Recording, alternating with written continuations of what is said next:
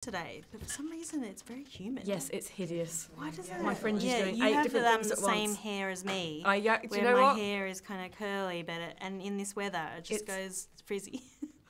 Yeah. Yeah, It's really It's annoying. good. But then other people love our type of hair as well. I don't know what you can do. Yeah. I did it this morning and now it's doing 8 different other things. I've had I different know. looks throughout the day. I just don't know what to do with it. That's good. Now it's bouncy. Wow. Yeah. Okay, sorry. Yeah, we could go off on hair. Unfortunately, Yeah. I do tend to go off on hair tangents. So Yeah. you've just played straight Okay. into that one. Let's start with what was the appeal of this for you? It seems like you're a big fan of musicals anyway. I just adore music. Like, I'm one of those musical theatre nerds. I go to see all the shows. My first time in the West End, I came when I was 21 when I was a student. Just went to see everything. I didn't have very much money, so I had to sit like right at the back and like view on a little binocular or so far back at sometimes. But there's something about it. It's so joyful. I think if someone says they don't like musicals, like something might be wrong with them, like they might be a killer or something. Because it's so joyful. It's people singing and dancing and telling jokes. It's good. So people who don't like them, pretty much sociopaths. People with no empathy or human. Well, yeah. or just for some reason. Someone told me the other day, my mum can't see musicals because something about she has like some kind of thing. You know how people can have reading disorder or something. Sometimes where there's music, she can't understand what they're saying. Some kind of dyslexia type thing or something. I don't know. I'm getting very off tangent. Okay, that sounds like a valid excuse. Yeah. Some people, for whatever reason, don't like musicals. There are probably some very normal people that don't. But, I mean, I don't know. I guess everyone I know loves them. Like my old housemate, Matt Lucas, freaking loves them. We would just sing all the songs all the time. I'll go through just all scores of shows and just sing at the piano. It's really fun. So, Guys and Dolls, is that a particular favourite? Yeah, I think I'd first seen it, like, a lot of people actually do high school productions. That's how a lot of people are familiar with it. And my high school did a production that I went and saw.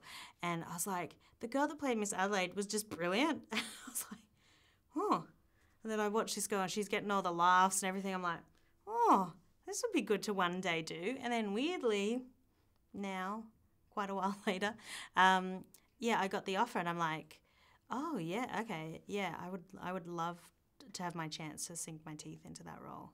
So how does it work? Do they just kind of contact you and say, you're brilliant, we'd like you in our musical? Yeah, and weirdly, I just got the news that Pitch Perfect 3 got slightly delayed. So I had a little break in my schedule because like things in movies are going so well, my movie schedule is like really packed.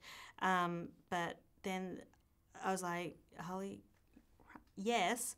And I got a couple of offers for the West End, but I just thought this show would be, it would just be the right thing, I feel like. And to come in with Simon Lipkin, my co-star, he's such an experienced West End performer and so funny. And so I thought our chemistry would just inject Guys and Dolls with a new energy because it's been running for 9 months so successful and been nominated for lots of awards. And but us coming in just for this 8-week period, I think is just going to be like really fun, new, fresh energy into the show. Excellent. I knew it. I knew you would have had loads of offers. Yeah. How is it actually going? Because you haven't, even though you've done all these musical things before and lots of theatre, you haven't danced in heels before, is that right? I never danced in heels. If you watch Pitch Perfect very carefully, you'll notice that my shoes are always slightly different to the other girls because I just can't. Well, I said, because it hurts your feet. And I was like, nah, okay, I can't dance in heels for insurance reasons. And then... So I just, got away with it. And now in this show, I'm actually wearing a leotard in my dance numbers. Wearing flat shoes does not look good. Like, I have to wear them. And then I was wearing them for like 3 hours yesterday, and I'm like, well.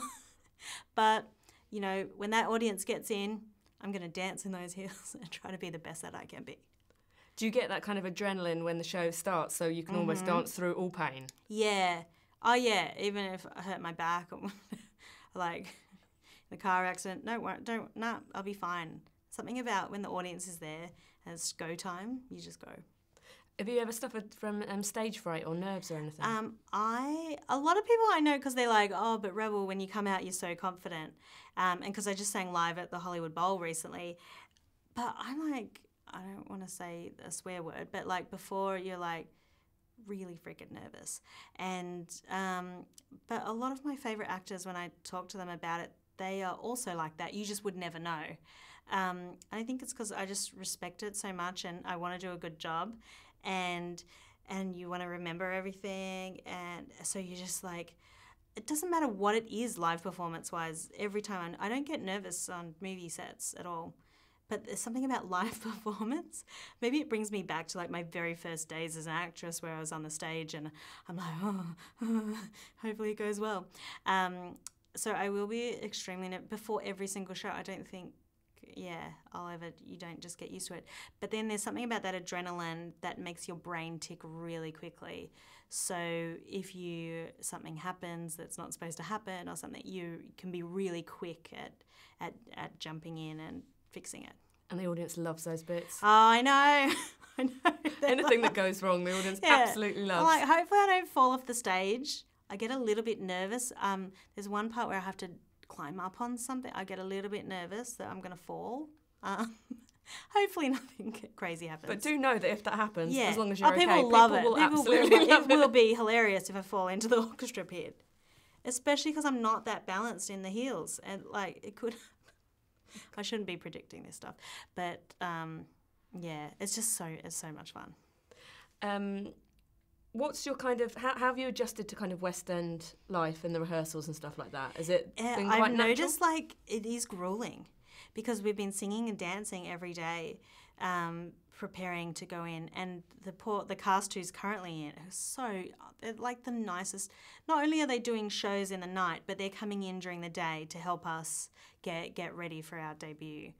And they're just so generous with their time and telling me, okay, this is where you'll get changed, and this person will help you, and they'll get your props, and then we're going to come, and then you got to run around there and go. It's really cool. That's, I think, an advantage of coming into an existing show. And do you have a kind of set schedule when you're in a show or when you're doing kind of theatre stuff? Mm-hmm. Do you have a way that when you're not rehearsing so much? Yeah. Do you have a way that you kind of go to the theatre? Do you get there early or? I like to get there early, and I don't like to eat like within 4 hours of a show, just in case, because I really do get so nervous that I don't want any food inside. And then I love stretching. I'm obsessed with stretching. I stretch like every day. I pretend like in my own mind, like, I am a ballerina and I'm going to do these stretches and get limber and all this. And then we do like a voice warm up. I have my own little vocal warm up that I do, and then it's like showtime. Is there anything you kind of avoid eating and drinking at all because of your voice? Dairy and gluten. But then I get tempted so much by like pizza. But then I'll say to myself, I'll have it after. If the show goes well, I'll have it later. What does happen after? Because you must be on such an adrenaline high. Yeah. And then I like to watch shows on Netflix. I've been watching Orange is the New Black every night after rehearsals. Because it's still American, so it's good because I'm American in the show. I feel like I got to watch. But then also I've been turning on like the British television to just see what's on. But sometimes late at night there's not good stuff on. There's like random bingo stuff for money on. Yeah, and weird sales and things like that. Yeah. There's lots of strange stuff like that. Yeah. Do you think you're going to be actually? Oh, sorry, completely out of time.